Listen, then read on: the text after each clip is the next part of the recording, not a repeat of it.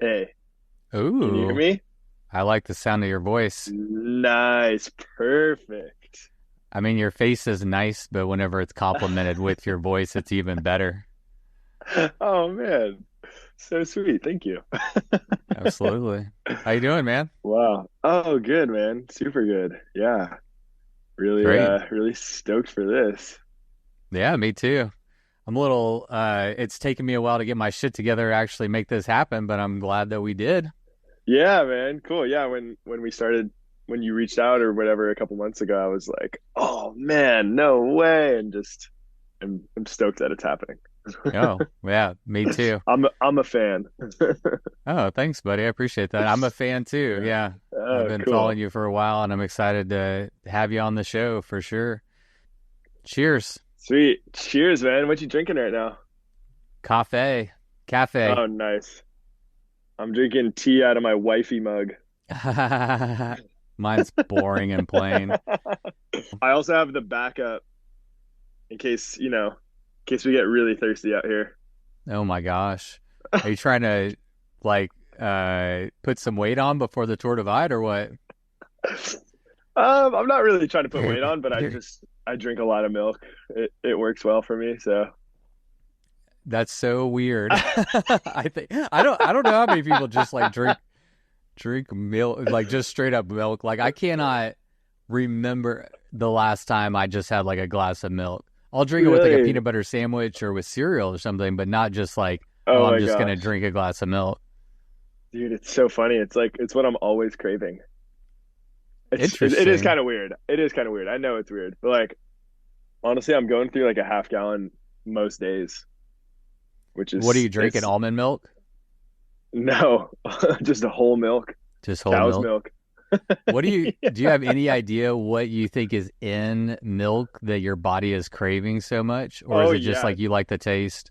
Well, I think that it's high calorie, and I think I'm just hungry a lot these days because I'm riding a lot. Yeah. It's high calorie, it's high protein, and it's got sugar. So it's kind of like the three things that I'm constantly looking for. Yeah. Yeah. Oh, that makes And sense. That's and since it's a liquid, it's easy for my body to digest it. So that's why like during my rides, I'm always seeking out milk because it's a lot easier for my body to process that than like I don't know, like a bunch of food, or something. Do you So make a distinction between chocolate and white milk?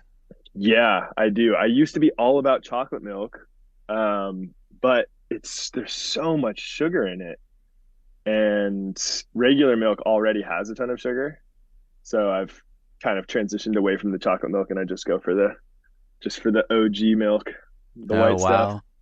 Oh, that would be an interesting study. I'm curious because I'm kind of backpedaling on my words because I have drank a considerable amount of chocolate milk on bike rides specific. It's the only time that I ever go into a Hmm. gas station. I'm like, oh, I just want to slam a chocolate milk. And I think chocolate milk is kind of a staple for a lot of cyclists and endurance cyclists. I think it's like a go-to, right? But Totally. I wonder how many people are drinking like white whole milk because Regular I milk. bet you're in the minority if I had to just guess. I think so. Yeah, I that's think funny. so. That's Yeah. funny. Well, good to know. All right. Well, Dirty Dan, welcome to the podcast, man. Thank you so much. So stoked to be here.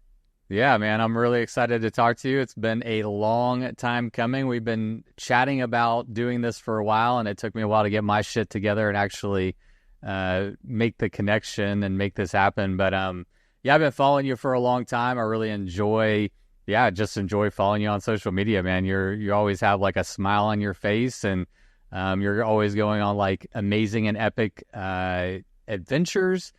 And it feels like every single time I turn on social media, you're on another bike trip. Like it just blows my mind. Like, so a lot to talk about today, man. I'm excited.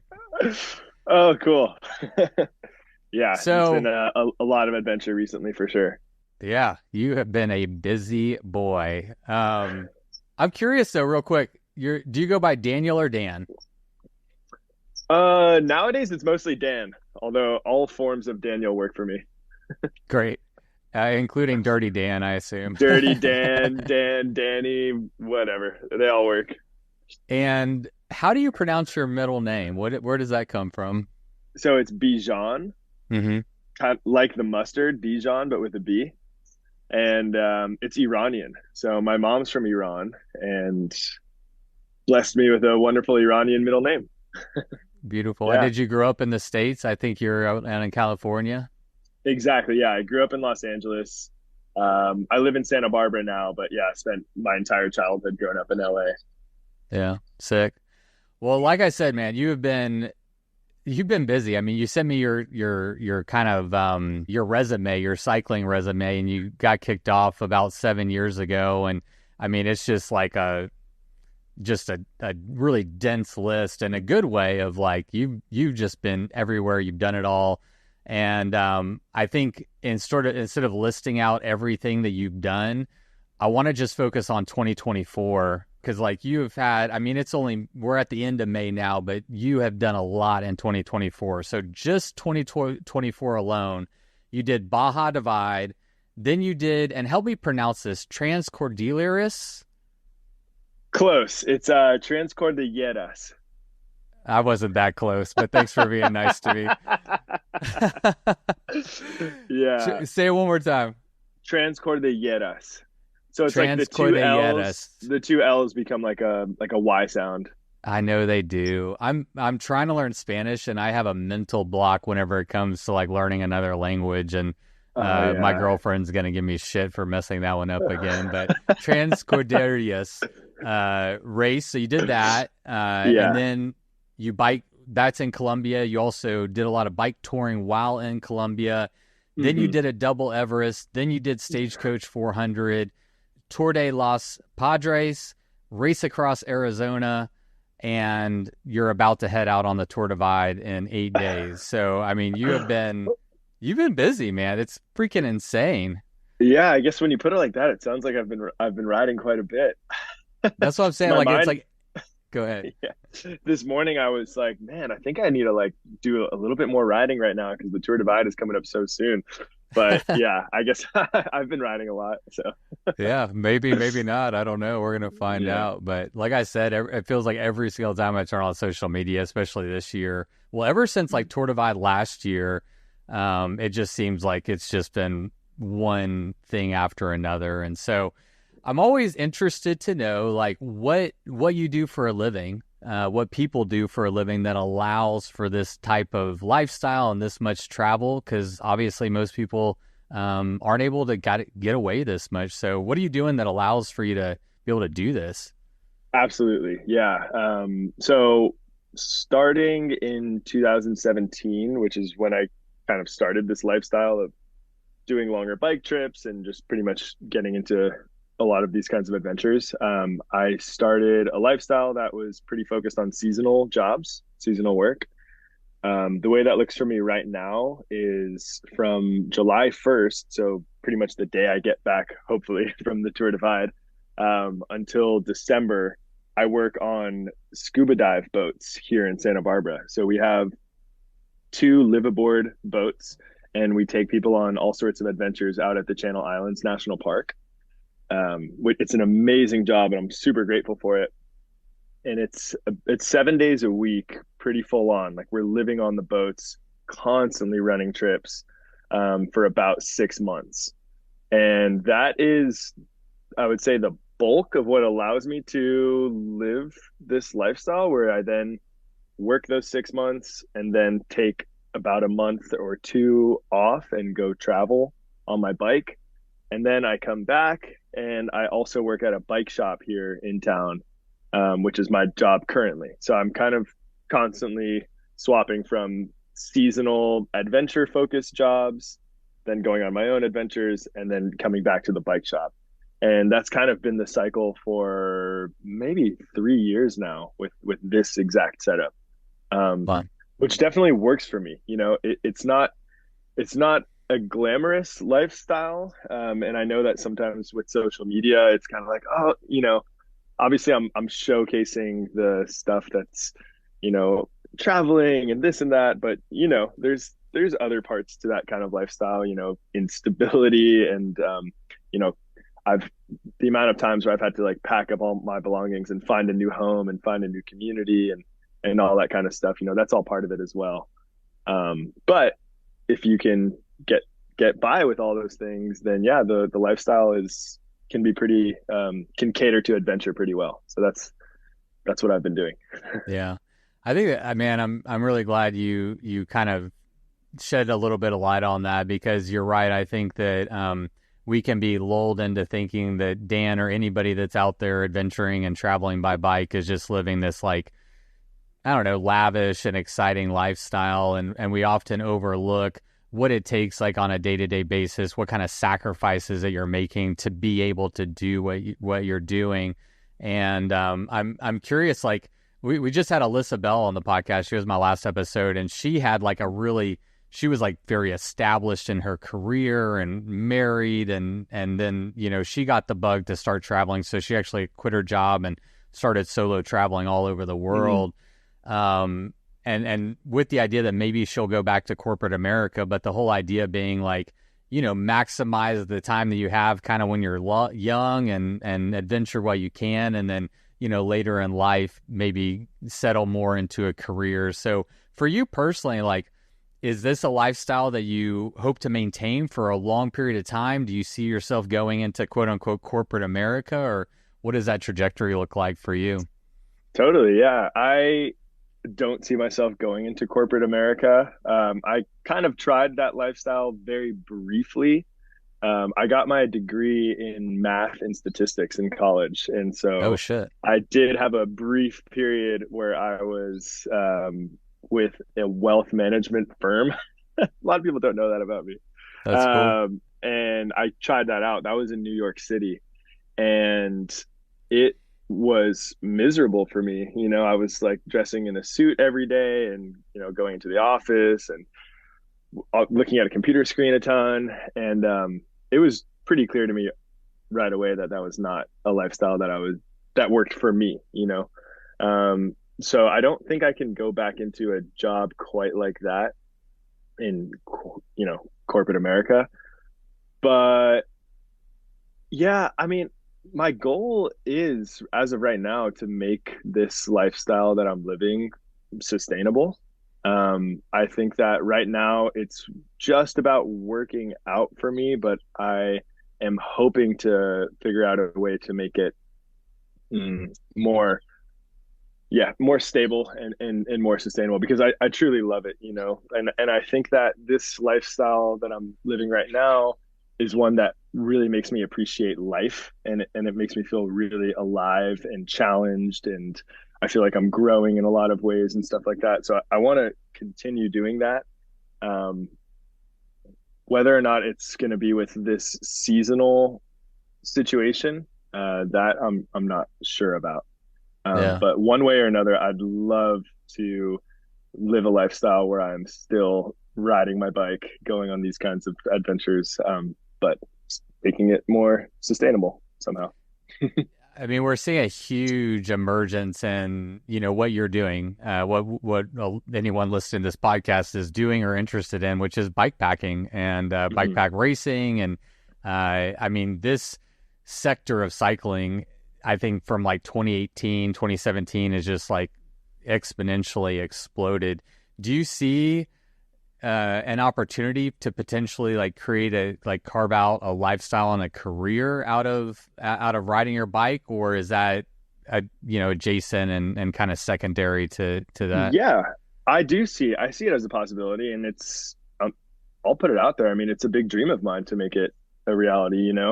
I think that there's a couple different ways that people can do it. You get some legends like Sophian and those kinds of people that are, so, they're winning the Tour Divide, they're winning all these races. And I think that that is one avenue into that lifestyle, where if you're like really at the top of the game and you're, yeah, taking first place at all these big races, then that's one way to do it. But there's a lot of other people who have it as more of a lifestyle, and maybe they're working with certain brands and helping them develop products and getting the word out there. I think that my avenue is going to be a combination of a few things, because I love to do the racing, and I try to do as well as I can. I'm not winning these top races, but I'm pushing myself pretty hard. But I also love the adventure aspect of it and going on just tours for the sake of touring, the Baja Divide and in Colombia and stuff like that.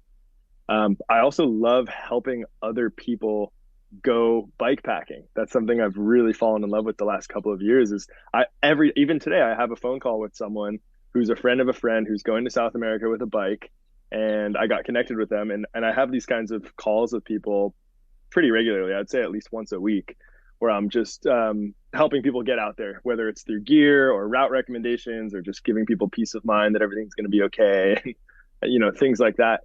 So I'm thinking that I might have a path where I can combine all of those things, and maybe do some sort of consulting, while also maybe doing working with companies to help them with products, maybe doing gear review, maybe doing well in races. Yeah. um, something like that. Yeah. Yeah. I think it is gonna have to be a creative route. I don't think that there's any like simple, easy way to make a adventure lifestyle, all of a sudden become a career. I think you have to get creative with it. And yeah, Yeah. you're totally right. I mean, more and more people are doing it, and it's really cool and super inspiring to see as well. Yeah. Yeah, I think you're 100% right. I don't think that the cycling industry has fully caught up to exactly what's going on in bike packing, bike pack racing, and from their perspective, like they're also trying to get creative and figure out like, okay, how do we work with people who are doing this? And it seems like everybody's still trying to figure it out, but it speaks Hmm. to kind of how new it is. But also, I think it's really exciting. I think there's a lot of people that see a path forward and making some type of career out of riding their bike and living a more adventurous lifestyle. So, yeah, Hmm. really cool stuff. Just a fun question while we're getting to know you. How many bikes do you own, and what is your favorite bike right now? Which one do you ride the most? Oh my gosh. Okay. How many bikes do I own? One, two, three, four. I own four bikes. One of them is in retirement. It's my original touring bike, that I got for $100 and some change, and I ended up riding that bike, you know, down to South America from my home here, and across Africa and across the like. It was awesome, but that bike is tired. So it's more of an And what is antique it? at this point. A Trek 880 or something. It's a Trek mountain bike from the 80s, from the late Awesome. 80s. Yeah. Just yeah, old mountain bike that I converted to a touring bike, and I love that bike. Actually, I have a tattoo of that bike on my arm because it's like Oh, it's always with me. yeah. I saw Um, that tattoo. That's dope. Yeah. thanks, man. Anyone who wants to take a look at it, it's on his Instagram. That's a good tattoo. Thanks, man. I have a mine's a boar. Oh, I have a sperm whale. Actually, whale. I love that tattoo. And then I got a Dude, no shark. I way. got a shark on that side. No way. Oh man, dude, we got to get you out to the Channel Islands sometime. Yeah, just those are ironically enough, those are both cover up tattoos. And so Oh, like really? I just needed something like big and massive to like cover up those space. And I mean I love all animals, and most of my tattoos have something to do with nature or the outdoors or something like that. But the idea of scuba diving is kind of scary to me. Oh yeah, it is like that for a lot of people. I mean, it's a totally unnatural feeling to just be underneath the surface of the water for, an hour at a time. But once you get past you know, that mental block, oh my Yeah. gosh, it's so wonderful. It's such a good Yeah. world down there. Well, I would do Um, it with a good teacher like you. I'm in. oh, I would love to go scuba diving with you. Thanks, That'd be buddy. so fun. Um, but yeah, so I have that touring bike. I have a beautiful old Italian road bike as well. It's a Viner. I haven't really seen many of them. Then I've got my fat bike that I took down to Baja, Hmm. Surly Pugsley. Love that bike. And I've got my Rodeo Labs Flanimal, which is definitely the bike that I've ridden more than any other bike at this point. I mean, I've been riding that bike for a few years now on pretty much all of these adventures aside from the Baja one. But as of a week and a half ago, I just got a new bike. Yeah, a bike that I'm going to be taking on the Tour Divide this year, so I'm super Oh, pumped wow. on it. It's a Trek Super Caliber. Oh, Yeah, that's a which mountain bike, right? it's a big change. Yeah, it's a full suspension mountain bike. And so I've never owned a bike with any kind of suspension, front or rear. And I've been doing all of these routes the last few years that are pretty much mountain biking routes. A lot of them are. And so I've been just wondering what that's like to have a little bit of squish, something to maybe make things a little bit more comfortable, and maybe inspire some confidence on my descending and stuff like that. And so, yeah, got set up. I'm super stoked and really grateful, and got set up to ride a new bike for the Tour Divide this year. So Oh, that's wow. kind of a new one in the works. Yeah. Yeah, let's talk about it, man. That's interesting. Yeah. Yeah, that is a big change where you just finding that I mean, and obviously no shade to the Flanimal. Everybody says nothing but good things about the Flanimal. It seems to be like Dude, just an amazing bike, but like, best bike ever, honestly. yeah, The, for the sure. Flanimal, it's just incredible. Yeah. So why make the change? Were you just under biking and ready to have a bike that was more appropriate for the kind of terrain? Like, what was that? What was that Yeah, behind that I decision? think it started because this year with a lot of the routes I've been doing, they have been things like Stagecoach and the Tour de los Padres and also the riding in Colombia. All of those routes are pretty chunky, and I maybe felt a bit underbiked in some of them. And so I've just been kind of curious what the lifestyle of a squishy bike is like. And then also, I look up to a few people in the bikepacking world. One of them is Jay Peter Very, who I know as you've had a few awesome chats with him. And something that I really appreciate about him is he's constantly trying new things. I always see every time he's going, he's done the Tour Divide or the Great Divide or, all the different ways that he's done it. He's done them so many times, and he always has different gear. He's trying new bikes, new systems, and it seems like he's constantly learning what works for him. And he's also kind of just exploring what sorts of bikes and gear work in this bikepacking world. 'Cause I'm pretty sure he was riding, the classic adventure gravel bikes, like Fargo type bikes and Flanimals way before they became as popular as they are now. So kind of drawing from that inspiration too, I was like, you know what? I've now done this. I've done the Tour Divide the last 4 years in a row, always on rigid bikes. I've done it on a Salsa Fargo twice, and the Rodeo Labs Flanimal twice. And it's worked out for me for sure. But it would be fun to see if having suspension changes the experience one way or another, whether maybe it's going to be slower but more comfortable and my body feels better at the end of it, or maybe it's going to be faster. Who knows? Yeah. My hope is that it's faster. Yeah. Yeah. Yeah, it would be So weird if you got that bike and you're like, man, I hope I go slower this time. no, definitely hoping to go faster.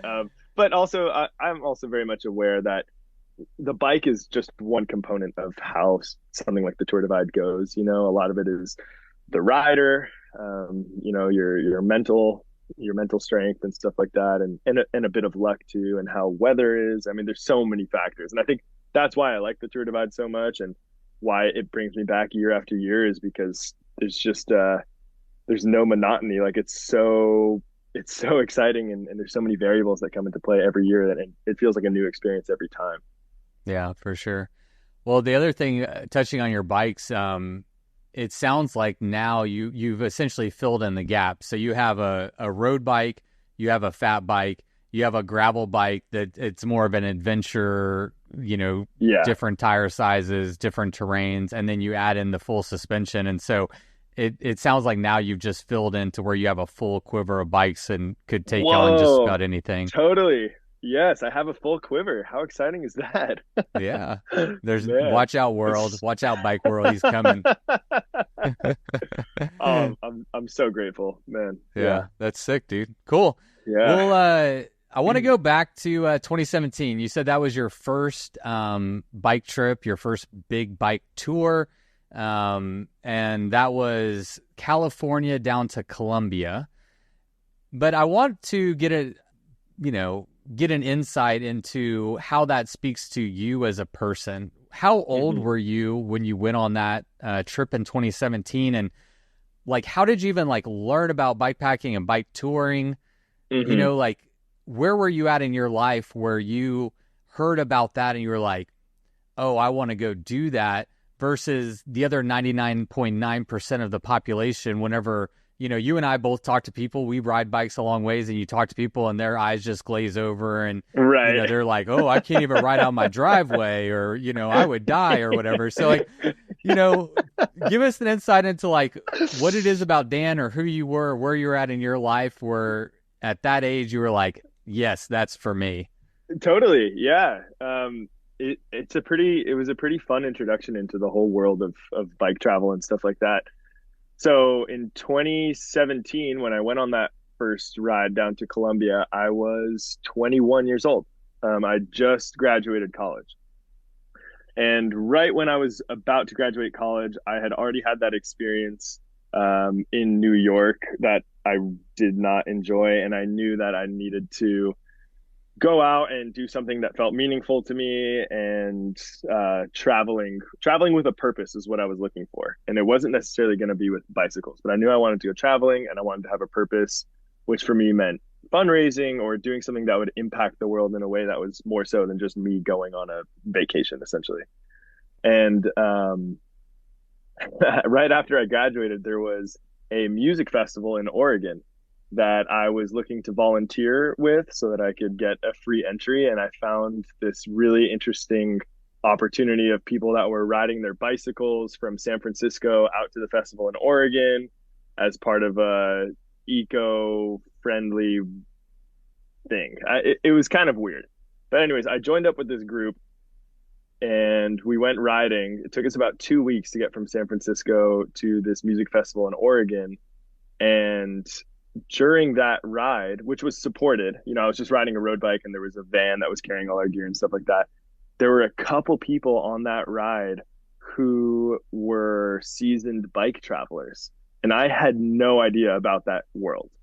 And there was this one guy named Dr. Bueno who was just his stories every night at the fire. I was just like jaw to the floor.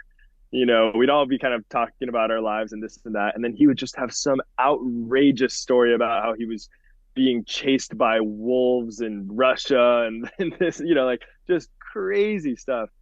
And I was like, man, like I want stories like that. Like this guy has been on some real adventures. And he pretty much was the main route of, he was the one who was like, dude, you just need to get on a bicycle and start riding. He's like, clearly you can ride a bike. Um, and so it was just a couple weeks after that. I mean, within 1 week of after that festival, I got that bike. That bike's name is Santana. I got Santana on the central coast of California, yeah, for $100 or a little bit more. Just loaded up with panniers, loaded up with a guitar, the bike tools that I thought I would need, which I didn't really know anything. I didn't even know how to change a flat tire, to be honest. I had the tools for it, but I didn't know how to do that. And I just loaded that thing up. I mean, it was proper heavy. I brought everything, full cast iron cookware and all that stuff. And yeah, I just kind of took off on that journey. Gosh, I feel like I got a little I lost my train of thought there. But yeah, I that's kind think of you're how I got doing into I it. think you're doing great, Dan. Oh, thanks, Patrick. Yeah, that's how I got into it. Was really, I went on that bike ride with a bunch of funky people going to Oregon, and then got inspired by one or two of them, and was like, shoot, well, I guess this is how I should be traveling and how I want to see the world. Um, and also, it made sense to me because bike travel can be, even though it doesn't always seem like it, bike travel totally can be a low budget form of traveling. You don't need the fancy stuff, and that's something I always try and tell people when I'm trying to help other people get into bike packing is like, don't worry about getting the top of the line touring bike, brand new off the shelf. Like, go find any bicycle. Like, you can make any bike work, really. And Yeah. that's what I did. And my buddy who I did that trip with, same thing. Neither of us were cyclists. Neither of us knew how to fix anything on bikes. We didn't really speak Spanish. We didn't really have any of those things that you would think you would need to know how to do. And we just started riding, and it was so pure. I look back on that first trip down to South America, and it just like, it warms my heart because we were just like, we had no idea what we were getting into. We were like, oh yeah, we're going on a bike ride to Colombia. But like, I didn't study anything. I didn't research anything at all. I didn't know about bikepacking.com or like any of that kind of stuff. It was just Wow. like bicycles, load them up with clothes and things to have fun and start riding. And man, that was just the trip of a lifetime. And it was just as that trip went on, once I was 2 or 3 months into that trip, I just knew. I'm getting goosebumps right now, just like go tapping back into that moment because I was just in love at that point. I was like, I just really felt like I was doing what I needed to be doing and I was where I needed to be. I loved using the bicycle as a form of travel. It was connecting me to people and experiences that I don't think I would have ever found elsewhere. Yeah. Um, and so I How knew during that trip, I was like, okay, I need to figure out a way how to keep doing this. It's like this trip eventually is going to have to end because I'm going to run out of money, and I need to figure out a way to make some money and get right back to where I am right now. how well traveled were you prior to that trip? Not necessarily on a bike, obviously, because this was your introduction. But yeah, like how well traveled were you, and had you been to Latin America before? Yeah, so I did a study abroad program in my university. I did that in Brazil. So I had lived in Brazil for about half a year, a couple years prior to taking off on that journey. And I think that trip also was really important to me because it opened my eyes to the world of adventure travel. It wasn't with a bicycle. I was doing all sorts of backpacking trips and meeting people and learning the language and stuff like that. And I think that trip was really important to an important stepping stone to what became this like bike adventure lifestyle. But also growing up as a kid, I definitely was fortunate to travel a bit. My both my parents are foreigners. Like my mom is from Iran and my dad's from Ireland. Unfortunately, I haven't been to Iran yet, although it's extremely high on my list. It's like my major dream is to go to Iran with my bicycle. Yeah. Um, but I was lucky enough to go to Ireland a couple of times for things like funerals and weddings and just family stuff. Um, so definitely was lucky to do some traveling growing up. But I would say like my real adventure travel began with my study abroad program in Brazil. And then from there, for sure, that first bike trip going down through Mexico, it was like it was pretty full on. And a huge goal of that trip as well was to learn Spanish. So I actually had a notebook that I had strapped to my front, like on my front rack, pretty much. And I was just constantly, every word that I didn't know, I would write it down. And we were constantly talking to people and had our dictionaries out. And it felt like we were really studying the language during that trip, which ended up being great because now I totally speak Spanish, and it's allowed for me to go on a lot more of these Latin American journeys, and connect with people and stuff like that. Yeah. Super interesting. That's actually one of the things I wanted to ask you about is like one, I was curious if you spoke Spanish, and then also like how important do you think it is to speak the language? I mean, we'll talk about Spanish right now because that's where we're talking about, but in general, like, how important is it to be able to speak the language? I mean, there can be, safety concerns there, just being able to order food, get Hmm. directions, like how important is that component of international travel? I don't think that speaking the language of whatever country you're in is something that is mandatory for bicycle travel, but it definitely will shape the experience differently. Because I've now experienced both of them, right? Where, well, traveling in the US, obviously, but also, traveling in Spanish speaking countries, I now feel pretty much fluent with my Spanish. And it allows for connections to be to feel more real, and like you're actually making jokes with people, and it feels like you're building a real friendship where you're sharing about your life stories and things like that. But when I did a ride from Egypt to South Africa in 2018, all of those countries that we went through pretty much until we got to Namibia and South Africa, where they speak English. All of those countries were speaking different languages that I didn't understand. So I definitely experienced that language barrier as well, and it's just a different experience. Like I found that you can really communicate well with your eyes and with a smile. So it's a lot of that sort of thing where if you're really hungry, even if you can't tell someone, oh, I'm looking for food, you can show them with your eyes and hand gestures and things like that. Um, so yeah, I don't think it's necessarily important that you speak the language going into a country. I do think it's very respectful to try and learn as much of it as you can. That's really important. You definitely want Mhm. to learn. The first word you should learn is thank you. And then you should also learn how to say thank you very much. Like those are the things that I would always learn. And before we would go into a country that spoke a different language, we would listen to podcasts that would, you know, help us learn the basics, numbers, how to say, water and sleep, things like that. I think that's really important, to show respect and for whatever place you're going to try and speak the language. Yeah, not come Um, in as the arrogant American that's like no, expecting you oh to communicate in my language. That's like no, brings with it that is the worst. yeah. Yeah, no, you At definitely don't want least to be the try. dude. Like I can't speak Spanish Yeah, very well, but I wanna try to speak Spanish, and then oftentimes they'll start speaking English and kind of give you a pass, but it is a yeah, form of respect. And also like I want to learn how to speak Spanish. Like I'm right. very curious about the people, the culture, and I want to go podcast in Spanish, I want to go like live down Oh there and just like get all yeah. their stories, Oh and my so I God, think yeah. just being able to speak the language like unlocks another level. But to your point, it's not necessarily a requirement. But I do really like what you said about showing respect to them and their culture and their language by at least trying to, Hmm. communicate with them in their own and in their dialect. Certainly, yeah.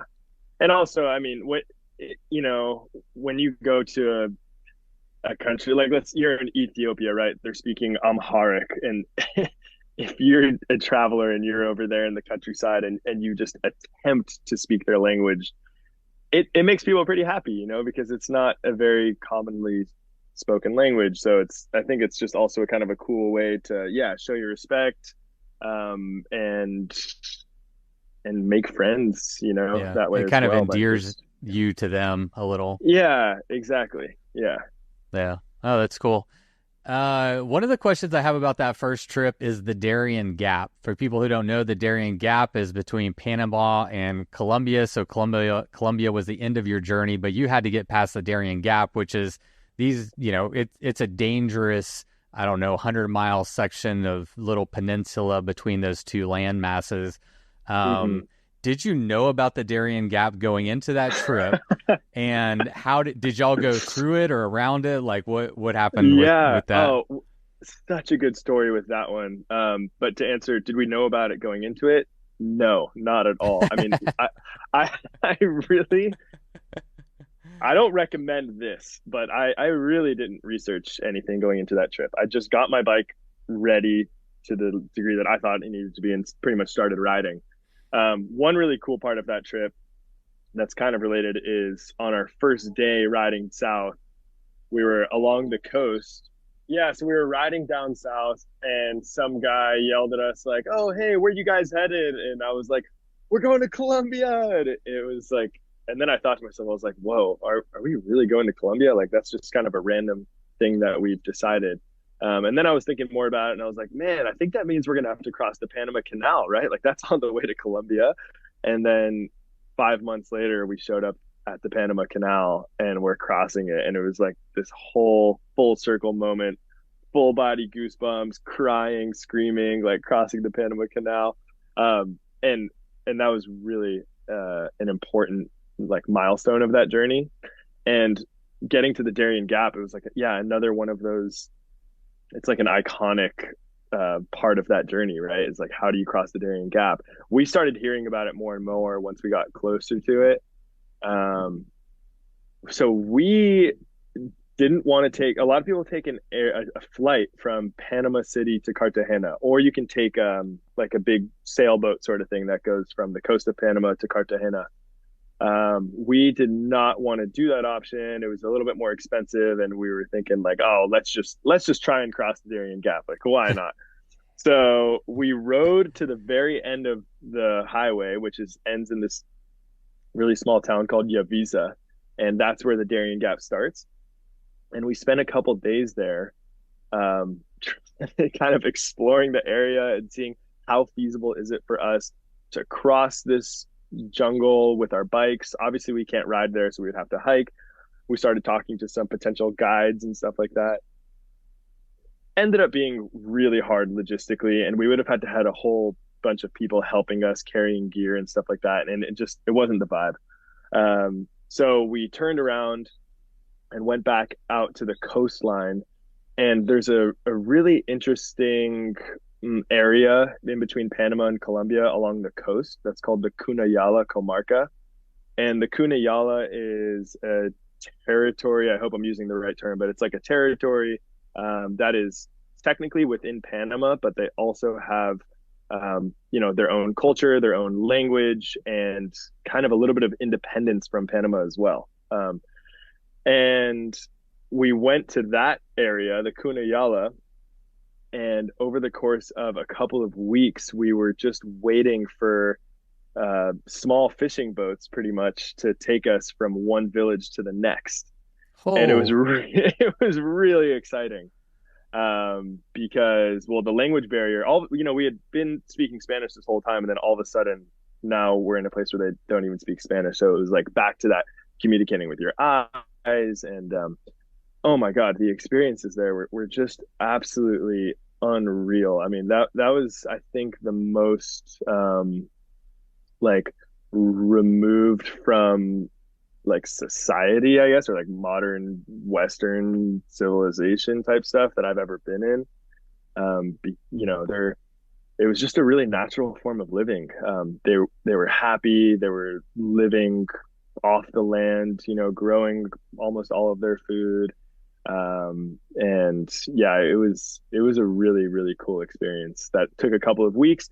And then we ended up getting dropped off by a small boat at this small town right on the border of Panama and Colombia at the coast, called Capurganá, and that's like an actual town in Colombia. And we got our passport stamped there and stuff like that. And yeah, that was crossing the Darien Gap. Such a great adventure. My fucking God. insane. That's mental, Yeah, dude. yeah. All right, let me unpack this just a little bit to make sure I understand. So obviously y'all went in without a lot of, foresight or knowledge. You're just like, all right, we're just going to ride down to Colombia.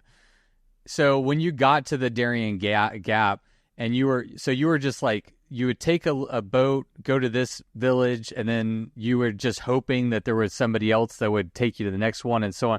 Like, how confident are you when you started on that little journey that it was going to work?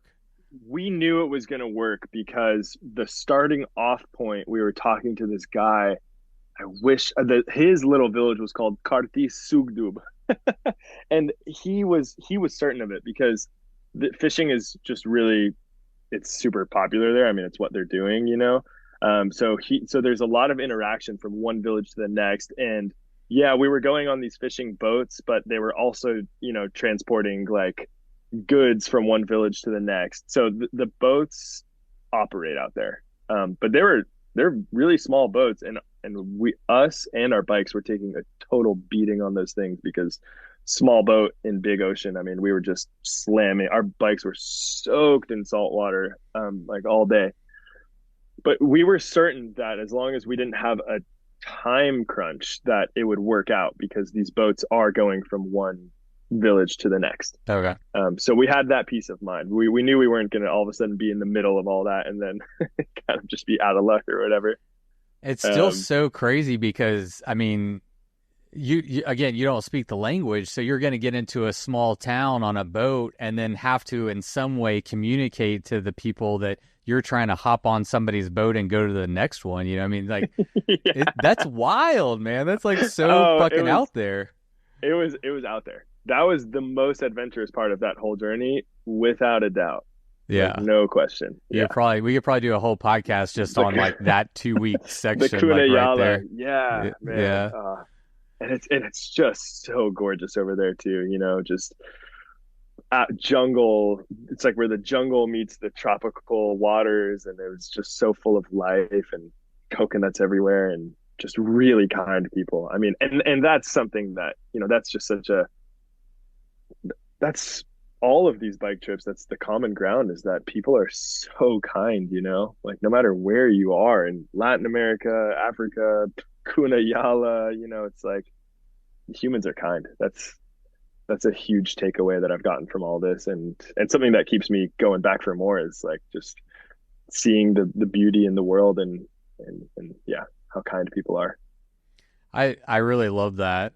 But I'm also wanting to not to put a damper on what you just said, because what you just said is very beautiful and I love that. But I think one of the things that keeps people from traveling on, you're very exposed on a bike. You're very subject to weather and people and, anything that happens, right? So like, Mm-hmm. do what has been your experience with fear and and scary situations? I mean, has that been also a part of your experience, or have you been really fortunate Mm-hmm. with just having great human connection and interactions along the routes? It's more so the latter. I think that the fear aspect mostly comes from other people trying to instill that in a way, whether it's like the media or, something that was a really interesting occurrence, especially in Mexico, was every town we would get to, they would always ask us where we were going. And then they would say, "Oh my gosh, don't go there. It's dangerous over there, but it's safe here." And then we would go to that next town and it would be the same thing. "Oh, don't go to the next one. It's dangerous over there, but it's safe here." And that was honestly almost a daily thing where people were telling us that we were safe, but where we were headed was dangerous. And it was the same thing, we're in the US, we're heading down to Mexico. I don't even know how many of friends and family members were telling me, "Oh, it's impossible. You can't ride your bike across Mexico, and it's too dangerous, and you're gonna run into problems with the police and this and that." And I think that it's really easy to develop a fear of something you don't know about, or a place that you're not familiar with. You can make up all these stories in your head about what it's like and blah blah blah. But I found during that trip and pretty much all of my trips that these places are not what they're made out to be as far as the danger. And maybe, and I don't mean to be naive. Obviously there's dangerous places in the world, and things can happen. But I think that if you are traveling through a place with good intentions, I think a lot of it is your intentions. If you're there just to learn about the culture, you're not there to exploit anybody or anything. You just, and you put those kind of, for lack of better term, like positive vibes out as you're entering these new places. Like it kind of just comes right back to you. That's what Yeah. I have experienced, at least. And things, like in Mexico, the police. I slept at, I don't even know how many police stations. We would find the police in every town we went to and talk to them and ask them where we can camp. And oftentimes they would say, "Oh, just camp right here." I even slept in a couple jail cells, like in Guatemala and stuff like that, because it was raining. Voluntarily? And yeah, yeah, totally Okay. voluntarily. Yeah, it would be raining, and they'd be like, "Oh man, just come sleep inside." And I'd be like, "Oh, I'm actually in a cell right now, huh?" And they're like, "Yeah, yeah, it's fine. Like no one's here." It's like, okay, for sure. Fire stations, same thing. We slept at so many fire stations. I just think that, yeah, as long as you're going through a place with like the right intentions and positive vibes, and you're, looking to build friendships and learn their language, and that positivity just kind of comes right back at you. Yeah. That's what I experienced, at least. So that fear, has never really, like I don't have much fear anymore going to these places.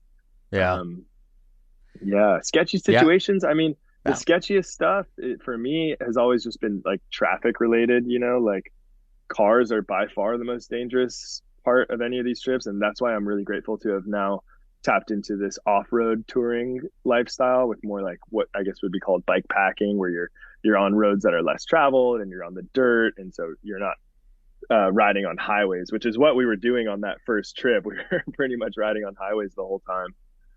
Um, but yeah, I think that's it. Like traffic is the dangerous part, but people have been good.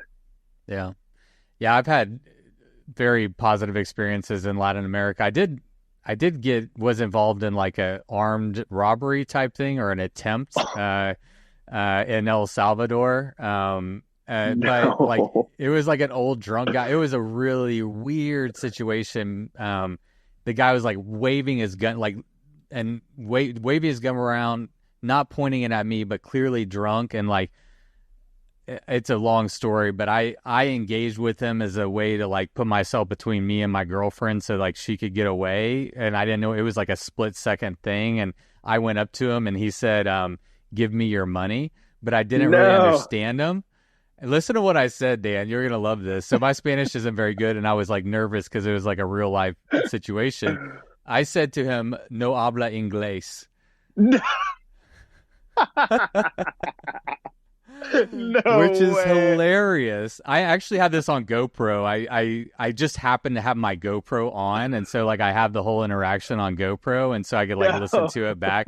And I think like me saying no habla inglés like disarmed him. He was like, "Wait, what? What the fuck is going?" And anyway, the shop owner came over and just like kind of shooed him away. But it was a really interesting thing. Like he was a very old and very intoxicated under some kind of influence, and it was a very sloppy attempt Mm. that he was making. I don't know, it was very weird. Mm-hmm. Mm. But El Salvador has a really interesting past. They've been under like cartel control and a lot of gang violence, and there's a lot of like Totally. really serious things going on there. So I don't think we can like go into other countries without any awareness and just kind of like a blind eye. But also like what you said about your neighbor is always going to warn you of your neighbor. I've heard that so many times. Like you go to one Wow. town and they're like going to warn you about the next town. And I think there is something to that where we're just afraid of what we don't know.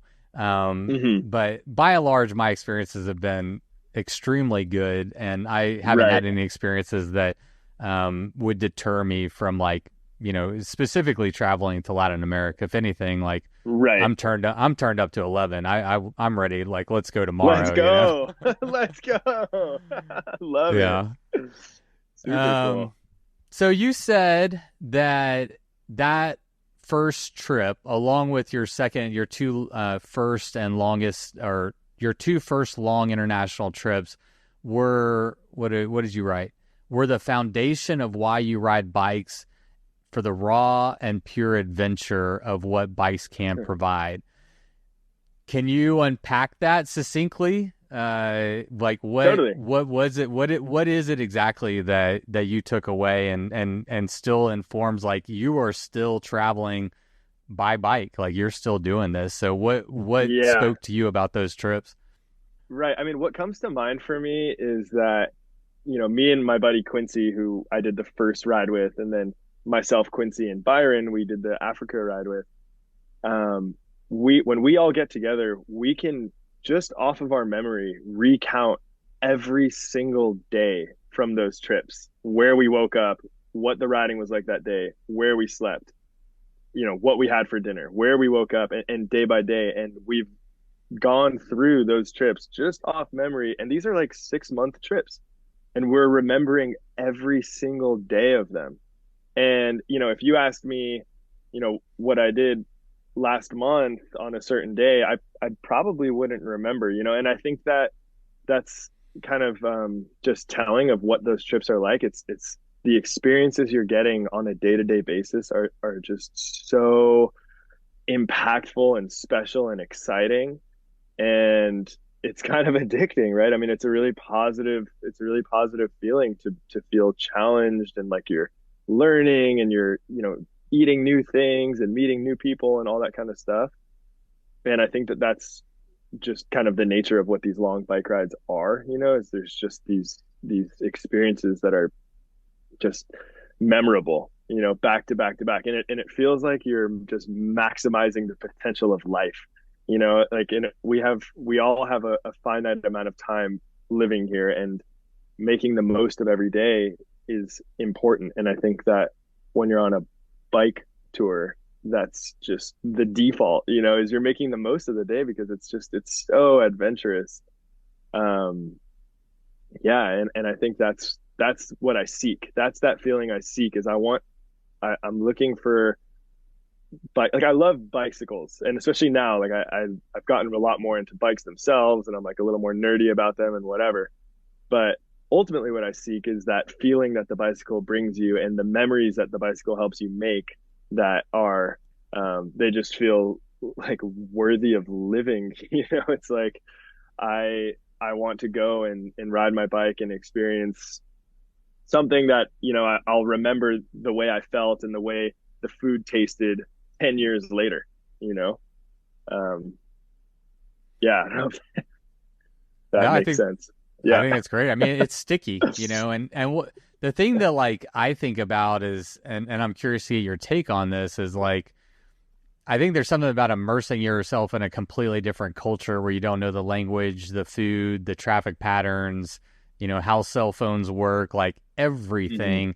Your brain is just firing at a rapid pace, and I Oh think yeah, like for me, I think there's like almost an addictive, like your dopamine is just firing like all the time. completely, Do you make a completely. distinction? Is there a distinction for you between like international bike travel and traveling in the United States? Yeah, I think pretty much you nailed it. It's yeah, when you're international, everything is just so different. So you are a little bit more tuned into your surroundings, noticing, all the new things around you, new smells, new language, and all that kind of stuff. And also, I think that you're right that all those things alone kind of have your brain firing and your dopamine's going crazy. And then you add in the fact that you're riding a bicycle, which is just like a really healthy thing to be doing, which already riding a bicycle alone, will increase your dopamine and your kind of awareness. And you put the two together and it just creates like goosebumps, It's like, wow, like this is I'm so alive. That's the feeling that I get a lot, is just feeling like really present and aware of my existence, just because there's so much going on around me.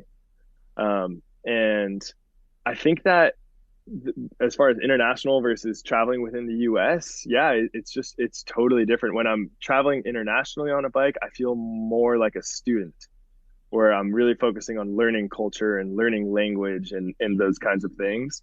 And when I'm traveling in the US, there's still a lot of learning, but it's a little different. It's almost like I focus more on, learning wilderness skills and how to interact with animals properly and Right. things of that nature, because man, Yeah. we are so lucky in the U.S. I mean, we have so many options for amazing bike packing experiences here too. Right. Yeah, I mean, it kind of makes sense. Like the U.S. lends itself. I mean, aside from the fact that you already know the language and the food and everything, like we just have more outdoor space, so it lends itself to more outdoor experience, not nature experiences with a grizzly bear. I know you had some Hmm. grizzly bear encounter, and whatever. Yeah. Like you can lean into that more. Whereas like most of the places you travel, you're going to be interacting with cultures and people and communities more Hmm. frequently, and so it makes sense that those two experiences are just kind of naturally lend itself in those Hmm. different ways. Hmm. Um, all right, well, hour in. Let's skip ahead 7 years. Whoa. It goes Yeah, fast, totally. man. Totally. It That's crazy. goes so fast. So Yeah. 7 years later, we're gonna start with the Baja Divide, which is how you Oh kicked off 2024. yeah. And when we were preparing for this show, you said that the Baja Divide really tapped into the adventurous feel. So, like at this Yeah. stage in your bike traveling career, let's call it, what does that mean? What does an adventurous Totally. feel mean to you? Yes. So okay, I did those two long trips that were like pure adventure. 20 miles a day, whatever, didn't matter. It was just about the adventure. It wasn't really about the athletic side of cycling. Then, as the years went on, I started getting more into, the physical aspect and racing and things like that. I started racing the Tour Divide a bunch, and I kind of started focusing more on the yeah, the physical aspect of riding, and then I'm training. I mean, training. I do it with quotes because my training is just I just go on adventurous rides around here. But I think that I was just felt like I was starting to lose touch with what brought me into cycling to begin with, which was this adventure, do it just for the traveling aspect. Who cares about how far or how fast you're going or that kind of thing, which I'm all about that. But I was just losing sight of it because I was getting so focused on, Tour Divide, go faster, blah, blah, blah.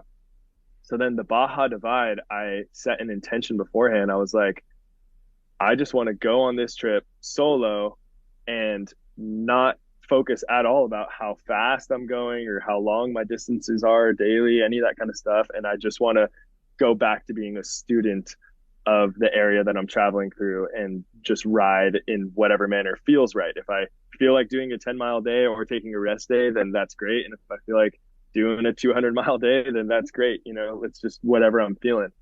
And the Baja Divide, oh my God, it was so good for it. I mean, that route, that is a masterpiece of a route. It's crazy because it's an established route, just like, the Great Divide mountain bike route or any of these other routes. It's established in the sense that there's a line, that you follow, but it feels like you are just in the wilderness. I mean, it is a really wild, wild experience. Um, and there's no way you could do the Baja Divide without it being like an absolutely legendary adventure because it's just adventurous by nature. Yeah. Uh, yeah, for people who haven't done it before, myself included, like what? Like the wilderness, the Mm-hmm. remoteness between towns, the towns you're coming to are super tiny. Like what, break down that route a little bit more. Yeah, exactly. So you start off, you kind of enter Mexico in the mountains. Like the highest point of the whole route is for me was on day one. So you're kind of up high elevation, just yeah, really remote, and then you kind of drop down and you get into these insanely remote coastal sections that, for me here living in California, particularly, central and southern California, the coastline is just developed. Like there really isn't a lot of raw, untouched coastline at this point. Yeah. And then you get down there into Baja, and especially on the Baja Divide route, all of a sudden you're going along these stretches of 70, 80 mile stretches of coastline where you're riding on the sand pretty much on the coast, just completely undeveloped, like wilderness style. So yeah, there's a lot of, you have to be pretty cautious about how much water you have, and food, and think about how many days you're going to do a particular section, and how much food you need to bring. I mean, all that kind of classic stuff. You need to be pretty dialed on the Baja Divide because there isn't a whole lot of help out there. If you were to need help with food or water, you kind of need to nail it. Yeah. Um, but yeah, and I just the Baja Divide, you go through all these different landscapes. I mean, a lot of people will think, oh, Baja, it's just the desert, but man, you're up super high elevation, you're down low, you're by the coast. There's rivers and lakes and there's a lot of really epic desert and cactus land and stuff like that. And then you just sprinkle in the magic of, how warm and welcoming the people of Mexico are and the food. Oh my God. I mean, what's more epic than having like a super long, challenging day in the desert, and then all of a sudden you find yourself in a small coastal village and you're eating fish tacos that, like Nothing, it's the best. nothing is It's the better than best. that. Yeah. It's the Yeah. greatest. That is Yeah. absolutely the pinnacle.